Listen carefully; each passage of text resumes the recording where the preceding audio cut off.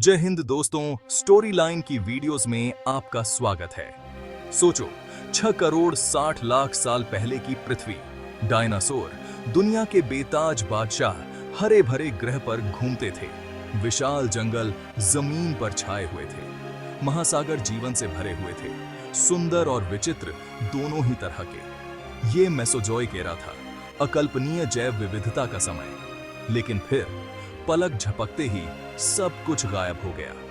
अनगिनत अन्य प्रजातियों के साथ डायनासोर का अस्तित्व मिट गया। जसमनंसी किया, ये है बुकी पीसा संडैमासी है, दो पिजन ग्रेट एक्सटिंक्शन की कहानी। एक ऐसा रहस्य जो आज भी वैज्ञानिकों को मोहित करता है और हमारी कल्पनाओं को जगाता है। डायनासोर युग का अंत पृथ्वी के इतिहास के सबसे नाटकीय अध्यायों में से एक है। यह वैश्विक स्तर पर विनाश की कहानी है, प्रकृति की कच्ची शक्ति की एक कठोर याद दिलाता है। आखिर किस वजह से इतना बड़ा विनाश हुआ होगा जिसने इन शानदार जीवों के शासन को समाप्त कर दिया? इसका जवाब ब्रह्मांडीय पहेली के टुकड़ों की तरह समय के साथ बिखरा हुआ है, पृथ्वी में ही DFN है। इस विलुप्ति की घटना के परिमाण को समझने के लिए हमें पहले मेसोजोइक एरा में वापस जाना होगा। 18 करोड़ साल से भी ज्यादा समय तक डायनासोर ही इस धरती के सबसे बड़े जानवर थे। विशाल अर्जेंटीनासोरस, जो बोइंग 737 से भी बड़ा था, से लेकर खतरनाक टायरानोसोरस रेक्स तक, ये जीव अपनी दुनिया पर राज करते थे। आकार, बनावट और खान पान में विविध, उन्होंने खुद को अलग अलग माहौल के हिसाब से ढाला था।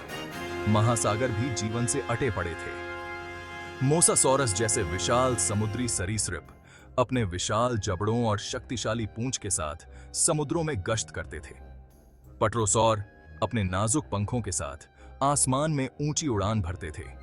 मेसोजोइक युग अद्वितीय विकासवादी नवाचार का समय था, जो अनगिनत रूपों में जीवन की पनपने की क्षमता का प्रमाण था।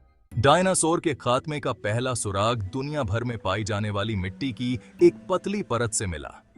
KPG सीमा के रूप में जानी जाने वाली यह परत क्रेटेशियस काल के अंत और पेलोजेन की शुरुआत का प्रतीक है।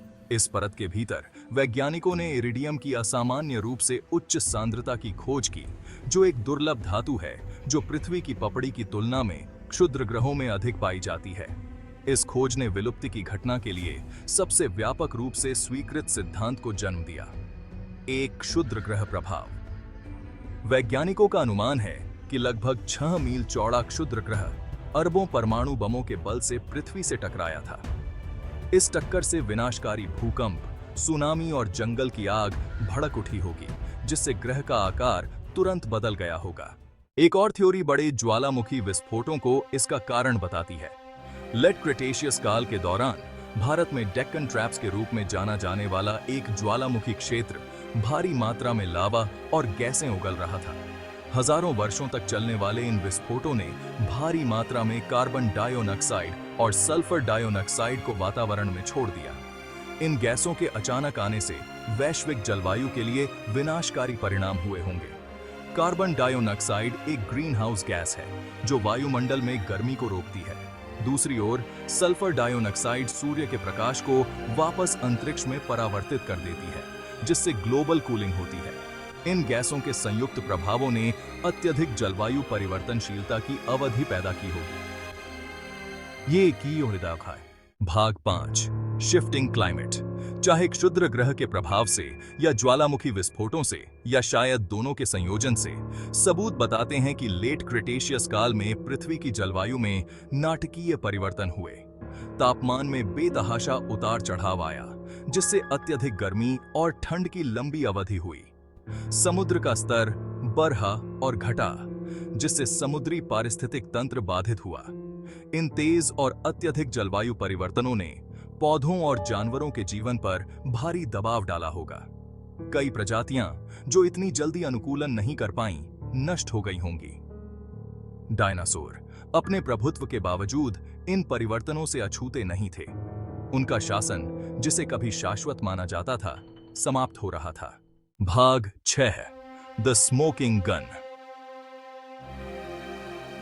1991 में वैज्ञानिकों ने एक ऐतिहासिक खोज की जिसने क्षुद्र ग्रह प्रभाव सिद्धांत को मजबूत किया। उन्होंने चिकसुलप क्रेटर का पता लगाया, जो मेक्सिको में युकाटन प्रायद्वीप के नीचे दबा हुआ एक विशाल प्रभाव स्थल है।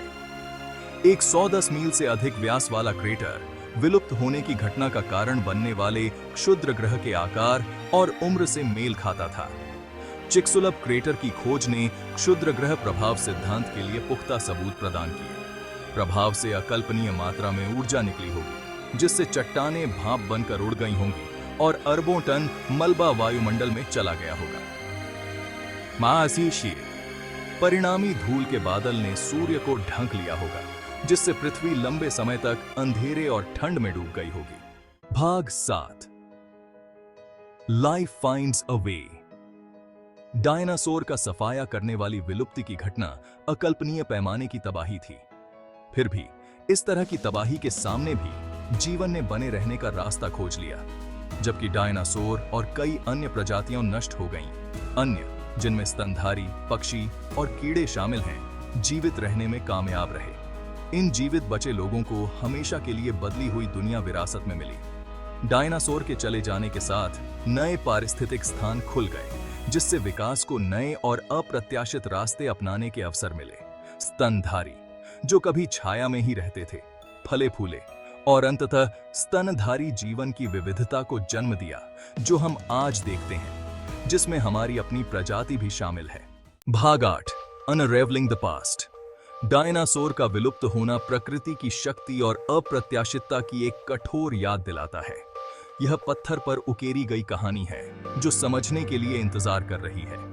पेलियोंटोलॉजिस्ट, भूवैज्ञानिकों और अन्य वैज्ञानिकों के अथक परिश्रम के माध्यम से हम उस विनाशकारी समय की घटनाओं को धीरे धीरे एक साथ जोड़ रहे हैं। खोजा गया प्रत्येक नया जीवाश्म, विश्लेषण की गई चट्टान की प्रत्येक परत हमें उन कारकों के जटिल जाल को समझने के करीब लाती है, जिनके कारण डायनासोर का अंत हुआ।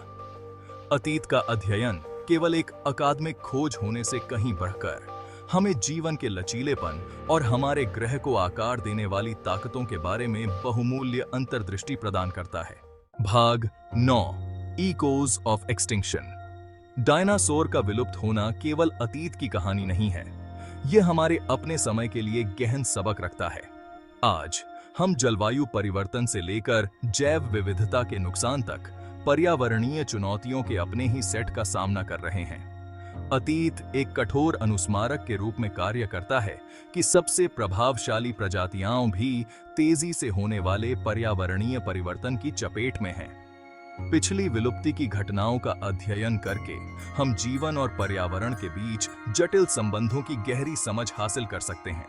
हम पारिस्थितिक तनाव के चेतावनी संकेतों को पहचानना और ग्रह पर हमारे प्रभाव को कम करने के लिए रणनीति शिलिकोटाए सांचेन कुंदबीती विकसित करना सीख सकते हैं। डायनासोर का भाग्य एक सतर्क कहानी के रूप में कार्य करता है, जो हमें अपने ग्रह के जिम्मेदार संरक्षक के रूप में कार्य करने का आग्रह करता है।